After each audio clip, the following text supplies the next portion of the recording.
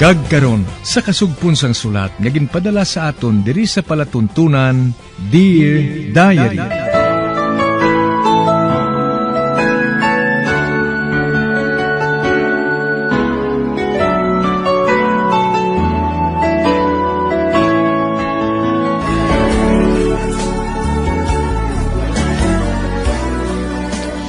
Dear Diary, bahin sa nagligan, nag-utang naman sang 5 million si Virgo kay Macfi.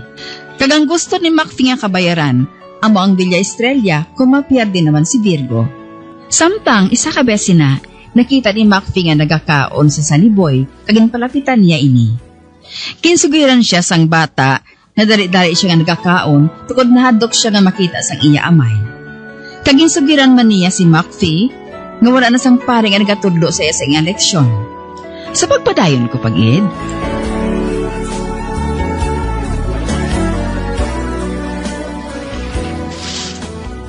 Matuod? Ikaw ang matudlo sa ako ng call? Oo, Saniboy. Tudloan ko ikaw. Tudloan ko ikaw kung saano ka magmanggaranon sa pilakadlaw. Ha? Matuod? Oo. Tudloan ko ikaw. Apang hindi ka din magpanugid sini kay daddy mo, ha? Buwas, magupod ka sa akon. Mara, do pa ko sa uma? Hindi ka na lang mag-arado. Magupod ka na lang sa akon sa uma. Mangayam kita nga to, ha? Ati, sige. Maupod ako sa imo. Hindi lang naton pagbaybalon sini si daddy, ha? Ako ang may balo sa iya. Gani, hindi ka magkabalaka.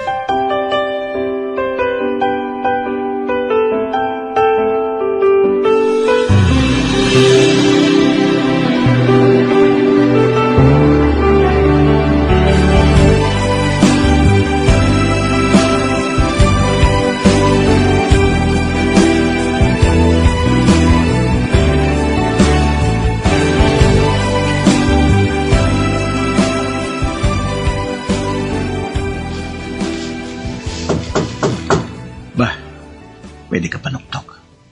Sino ina? Ako ni Macfi. May kinanglan ako sa imo. Oh, ara na.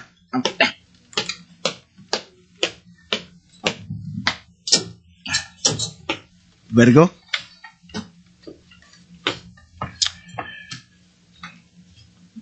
Wala naman ako sang kapital, Macfi. Naubos mo lang 5 milyon na ginpahulam ko sa imo? Oo. Di mala sabi ako sa adlaw nga ini. Pero kung mag-untat ka sa pagsugal, hindi ka na makabawi sa imo pierde. The quitters never win. The winner never quits. Correct. Gusto ka dira, Macfi. Amoy na kun nga ang ari ako. Kinanglan hindi ako mag-untat, hindi ba na? Bilang hulamon mo? 5 pagid ka milyon. Oh, 5 ka milyon? Kuna mo, napulo na tanan ka milyon ang imuhulam sa gabi ngayon. Oo, napulo na ka milyon. Pero siguruhon ko sa imo, mabawi ko ina. Ha? Mabawi kong pierde ko sa buka gabi, kag makabayad ako sa imo. Napulo ka milyon. Kag may utang ka pa sakon. May kwarta ka pa nga hulam sakon. Agod ibakal sa imo mga gamit para sa pagpanguma. Bali 7 ka milyon. Dako nang imo nahulam sa akon. Dako nang imo utang, Virgo. Dakay balo ako sina. Apang ginasiling ko sa imo. Mabayaran ko ikaw. May nahimo na ako nga pinarmahan mo, Tri. Pirmahi ini. Kaya hatag ko sa imo ang tsige. Kag pwede mo na ini nga magamit sa imo pagsugal sa gabi nga ini. Wala sa problema. Oo, sugot ako. Okay. Ari galing pilermahan mo. Diri pirma. Abi. Aring ballpen. Amo ni? Oh. Oh. Oh, hara. Okay? Ara na. Kagari man ang check eh. Bato na ini Virgo. Abi. Okay. 5 milyon. Mabayluan ini sang akong kilala nga nagasugal man dira. Pwede niya ini bayluhan apang may 5% nga interes. Apang walay na sang problema. Oo, sige ha, amo na ako. Kinahanglan niya makabalik na ako dito. Kagdabatod ko. Maagahan na kami sini. Sige na. Magpahuway ka na diri, ha? Magpahuway ka. Good luck, Virgo.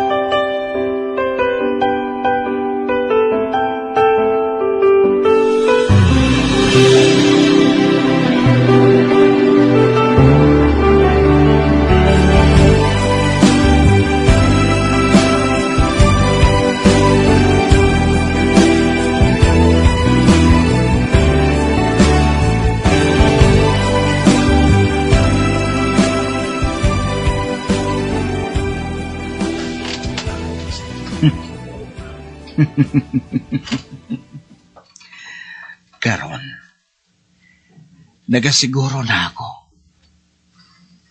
nga ako na ang Villa Estrella. Ako na ang manginagalon sini. Ako na. Tugod na kay balo ako nga hindi na makabawi sang iya utang sakon si Virgo. Karon, nakapiho na ako. Nga ako na ang kilalahon nga hari diri. Kag nagbaliskad na ang paya. Ako naman ang sa ibabaw. Ikaw naman ang sa idalom, Virgo.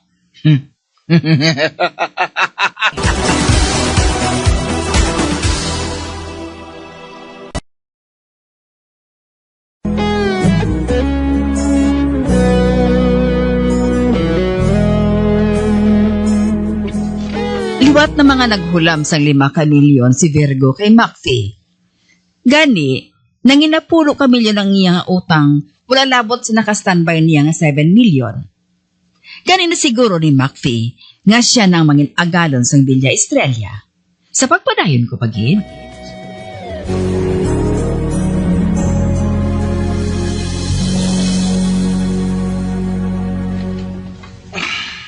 Mahigda ko liwat.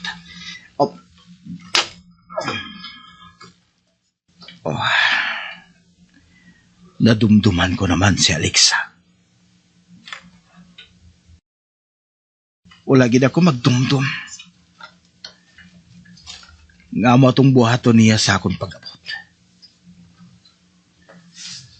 Daw sa hindi ako makapate. May naplano na ako nga nadumduman sa magkato ako sa Lamar Mansion. Kung hindi magpasugot sa akong gusto nga matabo si Norbert, nga magkikita sa akon si Alexa, tutdan ko ang ilang mansyon kag pati siya. Apang hindi ko na lang pagbuhaton nina. Tugod na kay palo ako. Nga ginahigugma pa ako ni Alexa. Malapit sa napulo ka tuig, nga wala ko makabalik diri. Ang katapusan ko nga pagkakita sang balay gini. Aba tong pagsalakay sang mabaskog nga bagyo. Bagyo. Nga mo man kabaskog sang kasakit nga nabatsyagan ko. Sang mabatihan ko ang ginhambal ni Alexa. Nga wala niya ako ginahigugma. Kag si Norbert ang iya ipakasal. Dos hindi ako makapati sa mga tinion nga to. Tuman kasakit ang nabatsyagan ko. Sobra pa sa dagoob ang mga tinaka. Ginabatian ko gikan sa papa ni Alexa. Naglakad ako. Kag wala sang patod nga patulungan. Kag nakakita ako sang isa ka payag nga matong ako napasilungan. Kag dito ako nagtulog. Ang amo nga payag. Amo man ang ginaistaran sang ido ni Dr. Binet.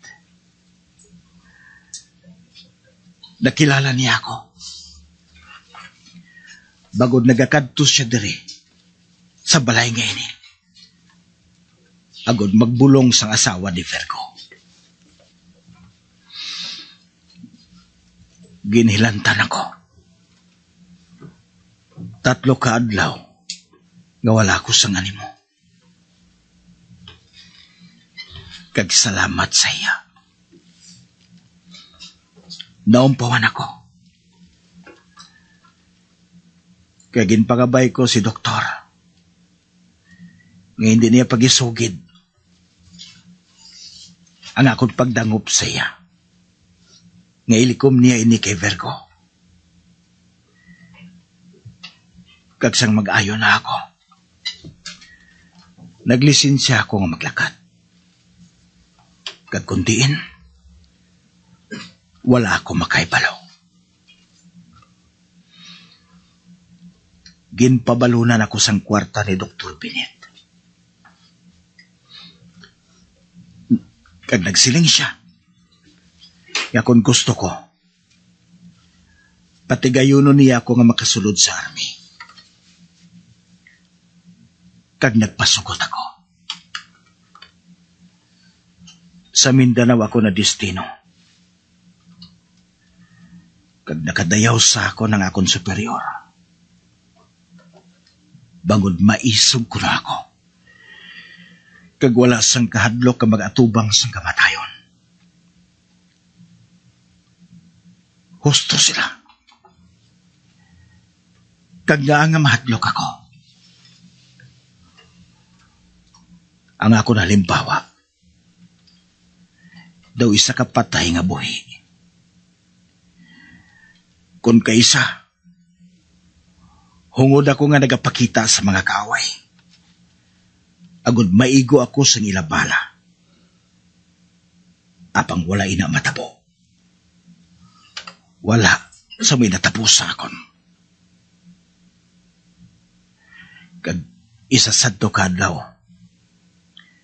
Ginpatawag ako sa akon kapitan nga may misyon silang ipabuhat sa amon. 5 kami ang malakat.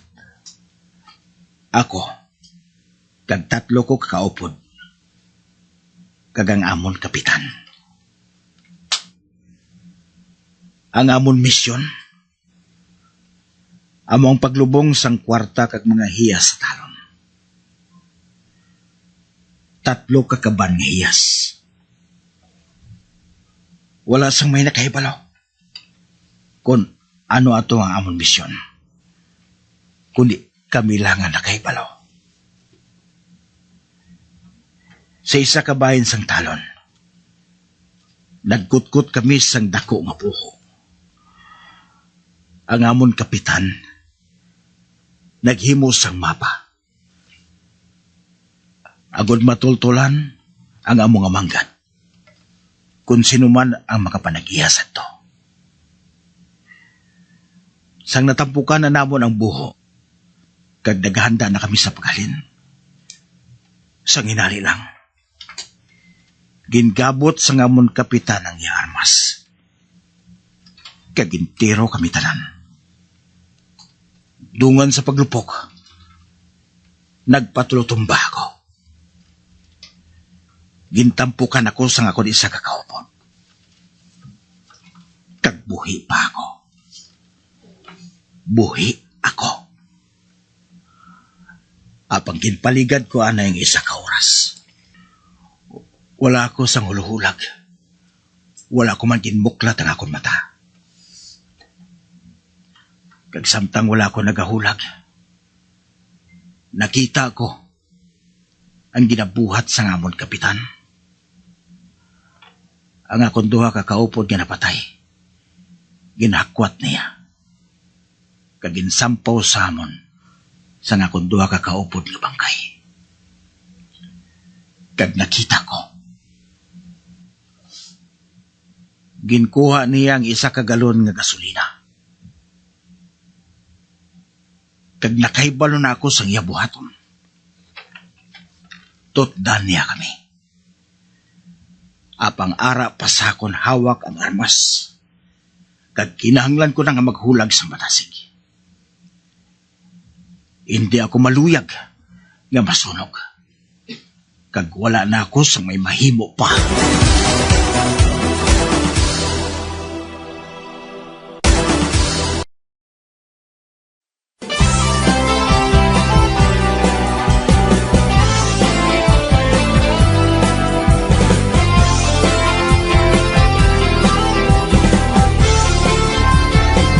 Mga abyan, sunda sa pagmamati, ang kasugpon sang sulat, nga ginpadala diri sa aton palatuntunan, Dear Diary.